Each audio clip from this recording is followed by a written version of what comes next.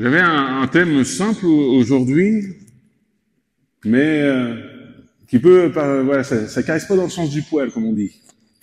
Des fois, il faut. Je vais tout simplement commencer. Voilà, tout simplement commencer par un témoignage que Jésus va donner. Ça arrive. Nous aussi, on est des témoins. On doit donner notre témoignage, mais à un moment donné, Jésus va donner un témoignage aussi. Mais pas de lui, de quelqu'un d'autre. Alors je vous invite à lire avec moi, c'est dans Matthieu chapitre 11, verset 7, et on va lire jusqu'au verset 19. Jésus va donner un simple témoignage et il va parler de Jean le Baptiste. Et voilà ce qu'il va dire. Comme il s'en allait, Jésus se mit à dire à la foule au sujet de Jean, « Qu'êtes-vous allé voir dans le désert? Un roseau agité par le vent? Mais qu'êtes-vous allé voir? Un homme vêtu d'habits précieux? Voici ceux qui portent des habits précieux sont dans les maisons des rois. Qu'êtes-vous donc allé voir? Un prophète? Oui, vous dis-je, et plus qu'un prophète, car c'est celui dont il est écrit, « Voici, j'envoie mon messager devant ta face pour préparer ton chemin devant toi. » Je vous le dis en vérité, parmi ceux qui sont nés de femmes, il n'en a point paru de plus grand que Jean-Baptiste. Cependant, le plus petit dans le royaume des cieux est plus grand que lui. Depuis le temps de Jean-Baptiste jusqu'à présent, le royaume des cieux est forcé, et ce sont les violents qui s'en emparent. Car tous les prophètes et les lois ont prophétisé jusqu'à Jean. Et si vous voulez le comprendre, c'est lui qui est l'Élie qui devait venir. Que celui qui a des oreilles pour entendre. À qui comparais-je cette génération? Elle ressemble à des enfants assis dans des places publiques et qui, s'adressant à d'autres enfants, disent « Nous avons joué de la flûte et vous n'avez pas dansé. Nous avons chanté des complaintes et vous n'avez pas été, et vous êtes pas lamentés. Car Jean est venu ne mangeant ni ne buvant et ils disent « Il a un démon. » Le Fils de l'homme est venu mangeant et buvant et ils disent « C'est un mangeur et un buveur, un ami des publicains et des gens de mauvaise vie. » Mais la sagesse a été justifiée par ses œuvres. Amen. Voilà, on voit que Jésus va donner un bon témoignage de Jean-Baptiste. Il va montrer que Jean, il est l'Élie, le messager qui devait venir devant lui pour aplanir le chemin, pour préparer le chemin. Jean, à savoir que, il est vrai que, comme il est dit dans la Bible, il se nourrissait de sauterelles, il était dans le désert, il était revêtu juste d'un habit de peau de chameau. Bref, il avait rien pour attirer, c'était pas quelqu'un de charismatique. Il avait pas un costume 3 pièces en disant, voilà, avec un collier en or, en disant, voilà, c'est moi qui ai raison, j'ai la richesse, écoutez-moi, pas du tout. Il était simple, et il partageait par contre la parole de Dieu, et il était là, et il savait sa mission, c'était préparer le chemin pour le Messie. Sa mission était de préparer le chemin pour Jésus. Et on voit que les religieux vont toujours trouver quelque chose à dire, alors que Jean était là simple en prêchant dans les places publiques, en prêchant que le Messie allait arriver, et ils le prenaient pour un démon. Et là, le Messie vient et ils le prennent pour quelqu'un qui mange et qui boit, qui fait n'importe quoi. Les religieux trouveront toujours quelque chose à dire. Mais j'avais un seul verset à cœur qui est venu sur mon cœur cette semaine, et c'était le verset 12. Je vous le lis. « Depuis le temps de Jean-Baptiste jusqu'à présent, le royaume des cieux est forcé, et ce sont les violents qui s'en emparent. » Je vous le relis dans une autre version, la version Summer. « Depuis l'époque où Jean-Baptiste a paru, jusqu'à cette heure, le royaume des cieux se force, un passage avec violence, et ce sont les violents qui s'en emparent. » Il faut bien comprendre ce verset. Ce verset ne nous demande pas de devenir violent envers l'autre en disant et ceux qui n'écoutent pas la parole de Dieu, il faut les détruire. C'est pas du tout ça. Par contre, si on prend le terme de violent, comme il est dit, ce sont les violents qui s'en emparent, quand on prend le terme violent, il est parlé en grec de biaste. Et biaste, ça veut dire, en gros, fort et énergique. Ça veut dire dans le sens de mettre tout en œuvre pour réussir à atteindre le royaume de Dieu. Et c'est pour ça que j'ai intitulé un peu mon message, voilà, quand l'ennemi attaque, ça je vais en parler, Mais si je devais mettre un autre titre, je dirais aussi qu'il nous faut être violents. Violents pour aller au royaume de Dieu. Violents vers nous-mêmes. Et vous allez voir dans quel sens pourquoi je parle comme ça. Je vous invite à lire avec moi dans Matthieu 26. On va faire une autre longue lecture aussi, mais lecture importante. Là, c'est ce que Jésus va vivre. Matthieu, chapitre 26, verset 36 jusqu'au verset 46. Là-dessus, Jésus arriva avec eux à un lieu appelé Gethsémane, et il dit à ses disciples, « Asseyez-vous ici pendant que je vais prier là-bas. » Il prit avec lui Pierre et les deux fils de Zébédée. Il commença à être envahi d'une profonde tristesse, et l'angoisse le saisit. Alors il leur dit, « Je suis accablé de tristesse à en mourir. Restez ici et veillez avec moi. » Puis il fit quelques pas, se laissa tomber la face contre terre et pria aussi, « Ô Père, si tu le veux, écarte de moi cette coupe. Toutefois que les choses se passent non pas comme moi je le veux, mais comme toi tu le veux. » Ensuite il revint auprès des disciples et les trouva endormis. Il dit à Pierre, « Ainsi, vous n'avez pas été capable de veiller une seule heure avec moi? Veillez et priez pour ne pas céder à la tentation. L'esprit de l'homme est plein de bonne volonté, mais la nature humaine est bien faible. » Puis il s'éloigna une deuxième fois et se remit à prier en disant, « Ô mon Père, s'il n'est pas possible que cette coupe me soit épargnée, s'il faut que je la boive, alors que ta volonté soit faite. » Il revint encore vers ses disciples et les trouva de nouveau endormis, car ils avaient tellement sommeil qu'ils n'arrivaient pas à garder les yeux ouverts. Il les laissa donc et s'éloigna de nouveau pour la troisième fois. Il pria en répétant les mêmes paroles. Lorsqu'il revint auprès de ses disciples, il leur dit, « Vous dormez encore et vous vous reposez. L'heure est venue où le Fils de l'homme est livré entre les mains des pécheurs. Levez-vous et allons-y, car celui qui me trahit est là. » Amen. Qu'est-ce qu'on remarque à ce texte? On remarque une fois que Jésus vient à Gethsémane, et c'est à ce moment-là que Jésus va vivre l'une de ses heures les plus sombres. Il va être, comme il va le dire, triste jusqu'à la mort, dans l'anxiété. Et à ce moment-là, voilà, il va prendre ses disciples, il prend Pierre et les deux fils de Zébédée pour aller plus loin et prier. À ce moment-là, c'est sûr à 100% que Jésus avait besoin d'être soutenu dans la prière. D'être soutenu parce qu'il y avait un combat qui était là. Il faut bien prendre conscience de ce combat spirituel.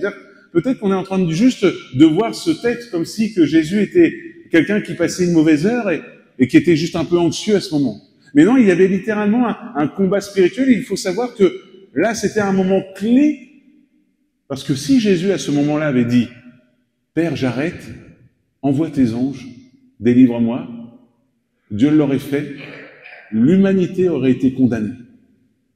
L'humanité aurait été condamnée à une mort spirituelle. Mais à ce moment-là, Jésus avait ce combat spirituel, et c'est pour cela qu'il va dire « Non pas ma volonté, mais que ta volonté soit faite ».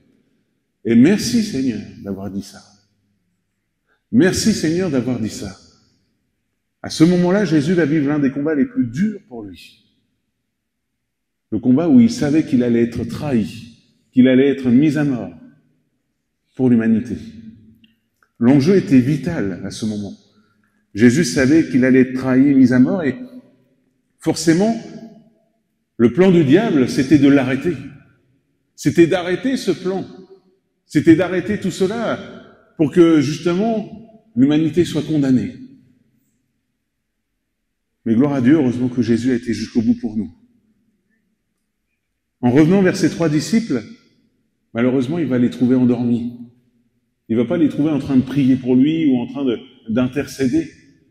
Il va les trouver endormis. Il va leur reprocher même. Vous n'avez pas pu veiller une heure avec moi. Dieu cherche des personnes de prière, et même dans notre génération aujourd'hui. Dieu cherche des personnes de prière qui se tiennent à la brèche, aux failles. Dieu cherche des personnes qui ont une relation forte avec lui, une relation personnelle. Je te pose cette simple question, je n'attends pas de réponse, mais dans ton cœur, où en es-tu avec Jésus aujourd'hui? Où en es-tu dans ta relation personnelle? Jésus va le dire. Veillez et priez afin que vous ne tombiez pas dans la tentation. L'esprit est bien disposé, mais la chair est faible. Je pense que si on parle juste par l'esprit, et je me mets moi le premier, on dit, je dirais aussitôt, mais moi aussi je veux être dans la volonté de Dieu. Moi aussi je veux mettre Dieu en premier dans ma vie. Mais parfois il peut y avoir des temps où on n'a pas envie d'ouvrir sa Bible. On n'a pas envie de prier. On n'a pas envie d'entretenir cette relation. L'esprit veut bien, mais la chair est là. Ça, c'est un des combats qu'il y a dans nos vies. Un autre combat qu'il faut prendre en compte, c'est qu'il y a en nous ce combat de la sainteté, le combat de la chair, du péché qui est là. Et forcément, alors que notre esprit est bien disposé, on veut dire, Seigneur, oui, je veux faire ta volonté, et je veux aller là où tu veux, je veux vivre tes bénédictions. La chair va se montrer plus insistant en disant, non, mais t'as mieux à faire. T'as mieux à faire que d'aller prier. Dans cette génération, aujourd'hui, Jésus cherche aussi des hommes et des femmes de prière. Des hommes et des femmes qui se tiennent à la brèche, qui entretiennent une vraie relation avec lui, une relation de confiance, une relation d'amour. Entretenir des bonnes habitudes, pas une routine. C'est ce que j'ai pensé quand j'ai écrit ça. Je me suis dit peut-être que les disciples, ils étaient tombés dans la routine avec Jésus, à force de le côtoyer pendant 3 ans.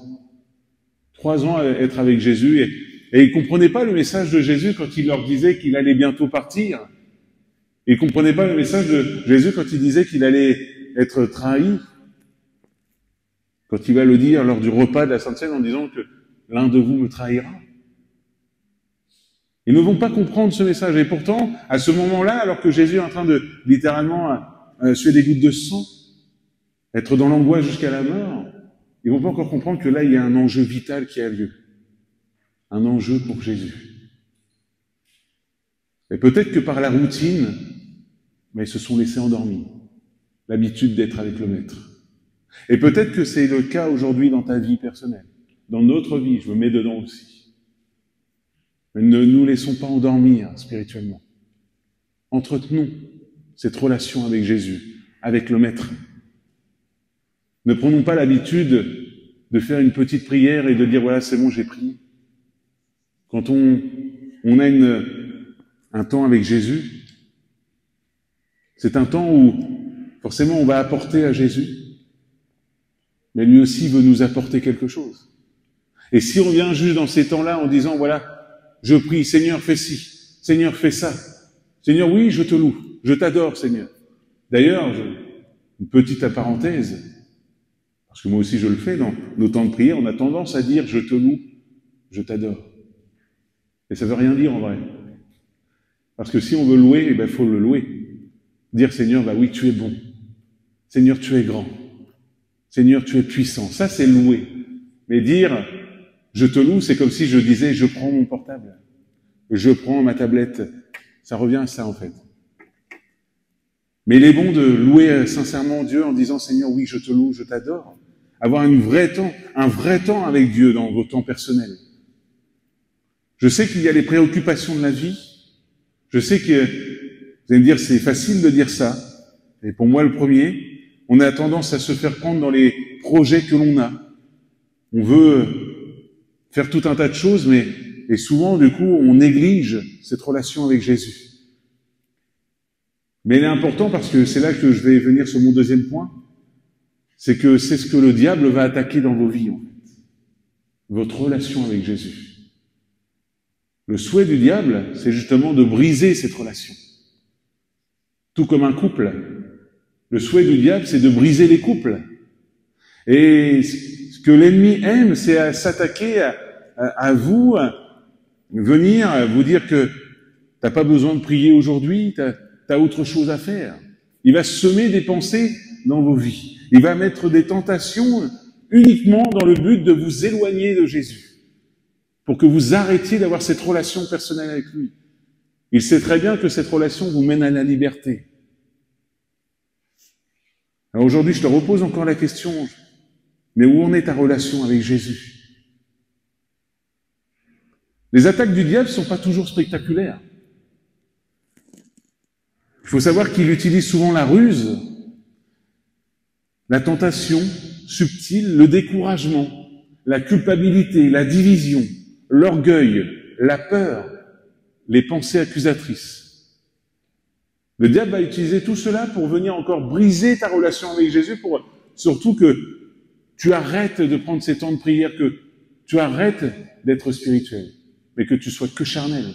Donc lui, sa volonté, c'est qu'effectivement que tu sois tenté H24, que tu sois dans le découragement, dans la culpabilité, que tu sois toujours dans la division, que tu sois limite, je vais aller plus loin, mais que tu vives seul ta foi chez toi, sans te soucier de l'Église, en disant l'Église m'apportera rien. Alors là, vous faites plaisir au diable quand vous dites ça.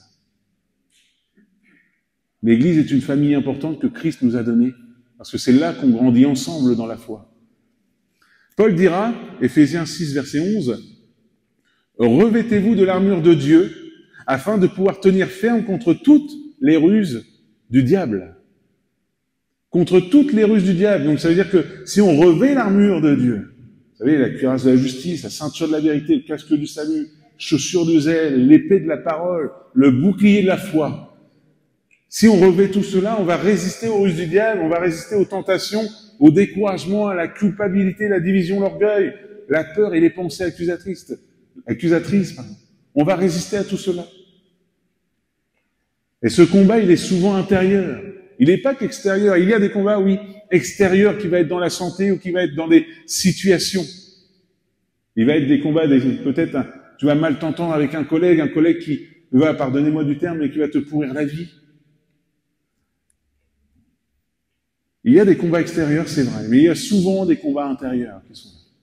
Le diable, ce qu'il veut faire, c'est briser ta relation avec Jésus, s'en prendre à toi, pour que surtout tu ne connaisses pas ton identité en Christ, que surtout tu ne revêts pas ces armures que Dieu t'a données par Jésus. Il veut te faire douter de l'amour de Dieu, te donner des pensées qui vont commencer à te dire non, t'es pas pardonné, te donner des pensées qui vont t'amener à l'amertume, à l'isolement, même à des pensées de jalousie, des découragements. Mais aujourd'hui, je te le dis, tu as un Dieu qui est victorieux. Tu as Jésus-Christ qui a vaincu tout cela. Et par Jésus, encore aujourd'hui, tu peux proclamer cette nouvelle identité, que tu es un enfant de Dieu, tu es racheté, tu es pardonné, libéré. Alors aujourd'hui, ne proclame pas que Dieu ne te pardonne pas. Ne proclame pas que il y a encore des jalousies ou quoi que ce soit. Proclame plutôt la guérison, proclame plutôt la liberté en Jésus. C'est cela que tu dois proclamer. Alors oui, le diable va continuer de semer des pensées. Mais justement pour que il veut te voir te décourager, que tu restes à terre. Aujourd'hui, ne proclame pas ces pensées-là. Proclame la parole de Dieu dans ta vie. Proclame cette parole qui te dit que tu es libéré, que tu es gracié aujourd'hui, que tu es libre en Jésus. Cette chose, c'est que le diable veut détériorer votre relation avec Jésus. Et donc, il va aussi permettre à ce que vous puissiez avoir tout un tas de projets qui vous oublient, que vous puissiez oublier Jésus. N'oubliez pas une chose, c'est que vous avez la victoire en Jésus. Et c'est pour cela que je vous ai dit, ce verset, que ce sont les violents qui s'emparent du royaume de Dieu. Parce que parfois, il faut être violent envers soi-même. Il faut être violent envers soi-même en disant, voilà, il faut que je me prenne des priorités dans ma vie. Il faut que je remette Dieu en priorité. Il faut que je remette Jésus en priorité. Alors oui, de telle heure à telle heure, je ne vais pas m'occuper de mes projets. De telle heure à telle heure, je vais prendre qu'un temps avec Jésus. C'est vrai qu'on pourrait se dire encore, oui, j'ai mieux à faire. Mais non, il est bon d'être violent envers soi-même. Discipliné, on appelle ça. De dire, Seigneur, voilà, je veux prendre cette bonne habitude de te côtoyer, d'entretenir cette relation entre toi et moi, Jésus. Rien que toi et moi, Jésus. Donc oui, aujourd'hui, je t'invite simplement à ça. Fais-toi violence. Ne reste pas dans l'envie de ne plus lire ta Bible ou l'envie de ne plus prier. Commence à prier. Commence à louer. Commence à ouvrir ta Bible, à lire, à laisser Dieu te parler. C'est cela qui va t'encourager, c'est cela qui va embraser ta foi et te faire grandir. N'hésitez pas à prier aussi dans le sens de dire « Seigneur, réveille-moi. Seigneur, remplis-moi. Seigneur, renouvelle en moi le feu du premier amour. » N'hésitez pas à prier dans ce sens-là aussi. Parce que le combat spirituel, il est réel. Il est là, chaque jour, même si vous en ressentez pas forcément la présence. Et il y a le royaume des cieux qui, comme il est dit dans la parole qu'on a lue, au verset 12, le royaume des cieux se force un passage avec violence. Et il y a ce combat spirituel qui est là, où il y a le combat, le royaume des cieux qui combat le royaume des ténèbres de ce monde. On est chaque jour, quand on partage votre témoignage, quand on partage la parole de Dieu, on combat les ténèbres. Ce combat-là, il est là chaque jour. D'où l'importance d'avoir une relation personnelle avec le Maître, pour être fortifié, encouragé et tenir bon dans le combat. Forcément, la volonté de Dieu, c'est que tous parviennent à la repentance et que tous parviennent au salut. Dieu le donne gratuitement par Jésus. Éphésiens 6, verset 12. Car nous n'avons pas à lutter contre des êtres de chair et de sang, mais contre les puissances, contre les autorités, contre les pouvoirs de ce monde des ténèbres et contre les esprits du mal dans le monde céleste. Tout cela, c'est spirituel. Ça fait partie du combat spirituel. Il est là. Si la Bible déclare, c'est que ça existe.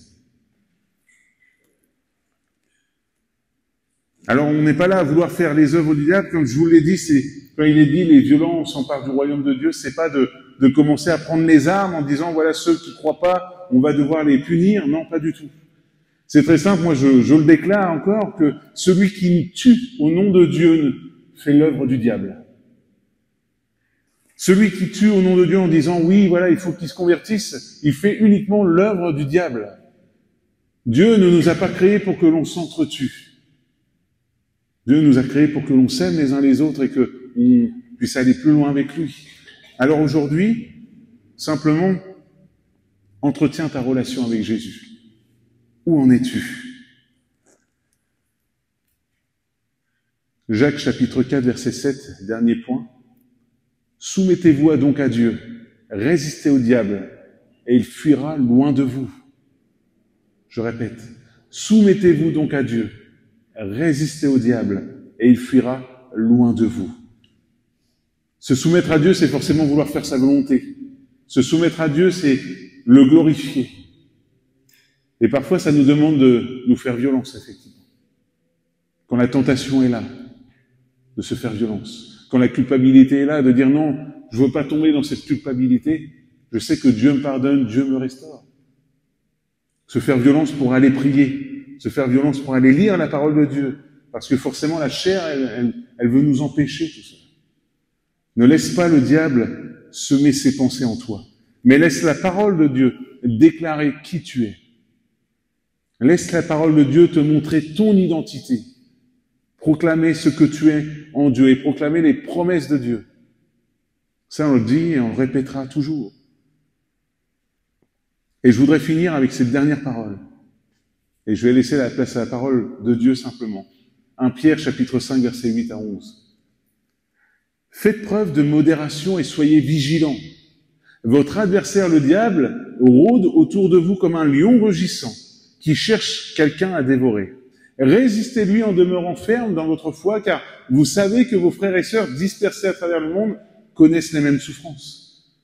Mais quand vous aurez souffert un peu de temps, Dieu, l'auteur de toute grâce, qui vous a appelé à connaître sa gloire éternelle dans l'union à Jésus-Christ, vous rétablira lui-même, il vous affermira, vous fortifiera et vous rendra inébranlable. À lui appartient la puissance pour toujours. Amen. Amen. Je vous invite à prier alors, ensemble. Et si vous devez retenir quelque chose de cette prédication, retenez simplement qu'il est bon, qu'il faut se faire violence pour entretenir notre relation avec Jésus. Se faire violence pour prier et lire sa Bible. Et ne pas laisser la chair prendre le dessus. Père éternel, merci pour ta parole. Merci de nous conduire, merci de nous fortifier, merci Seigneur de nous aider à revêtir toutes les armes que tu nous donnes. et qu'on puisse résister face à l'ennemi qui attaque chaque jour. Seigneur, je te remercie, Père éternel, parce que toi, tu ne changes pas, tu es le Dieu victorieux, tu as la victoire sur toute chose. Tu as la victoire sur ce monde, la victoire sur le péché. Alors Seigneur, oui, on veut saisir cette victoire. On veut te dire merci, Père éternel, parce que en toi, Jésus, nous sommes plus que victorieux. Merci, Père éternel, parce que tu as fait de nous tes enfants. Tu nous as changés, tu nous as donné un cœur nouveau.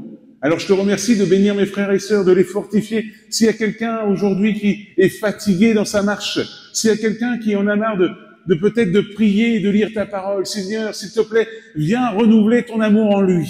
Viens, s'il te plaît, le relever, l'encourager, Père, pour qu'il puisse à nouveau avoir faim de ta parole, soif de ta présence, Père. On ne veut pas tomber dans des routines qui nous éloignent de toi, mais on veut prendre cette bonne habitude, Seigneur, d'entretenir cette relation avec toi, Jésus. Alors merci encore de réveiller nos cœurs. Réveille-nous, Père éternel, par ton Esprit Saint. Merci, Seigneur, de nous remplir. À toi seul la gloire, l'honneur et la puissance, Père. Amen.